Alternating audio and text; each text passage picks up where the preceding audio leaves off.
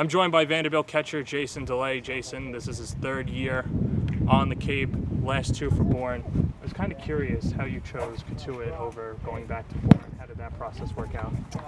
Yeah, well, after I got drafted, I was just kind of sitting at home, waiting to hear from the Giants. And we're just kind of in the process of negotiations and just trying to figure out what I was going to do.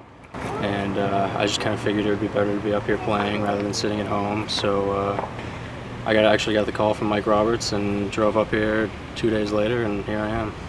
I'm not going to ask about dollar figures because that's none of my business or is anyone else's, but you go to the San Francisco Giants as a catcher, got Buster Posey there, and I know you're anticipating getting up to the majors ASAP, but does that kind of play into a decision to sign with the Giants or play your senior year at Vanderbilt? I don't really think so. I mean, I think any team that I go to, there's going to be competition, so I think it's really just about worrying about myself and just trying to get better every day. In terms of yourself getting better, I know one of the guys that you idolize is Yadier Molina. Do you see yourself as him, and what attributes would you like to take from Molina that you'd like to insert into your game? I don't think Molina's a guy that you can really copy. He just kind of does things his own way, but I definitely have a respect for him, and just I really like the way he receives. That's something I really take a lot of pride in, is receiving, and just trying to learn a lot of things from him, just watching him. Coach Roberts has stressed all of his catchers calling their own game, and he tries not to help as much as he can. For you, how has your pitch calling evolved over, let's say, the last couple of years, either from Vanderbilt or even being at Bourne? Yeah, so at Vanderbilt, the pitching coach calls the pitches, and my freshman and sophomore year, it was more of just, looking at the card, whatever he called, and putting down a number. But my junior year, as I started to get older and kind of understand pitch calling and pitchers and what they're doing out there, I kind of gained the ability to, shake off, call something that I thought, I was seeing, maybe I wasn't seeing. But yeah, so just through that, I feel like I've gained a lot more knowledge about pitch calling, and I think it's become an asset of mine. How does your preparation differ being on the Cape as opposed to Vanderbilt? Because at school you get to play a team in a 3-game series. Over here it's just once, and then you might not see them for another month, or you see them back-to-back. You never know. It's just going out and playing, so it's a little different. You don't have the scouting report, you don't have tendencies, so it's just I don't know.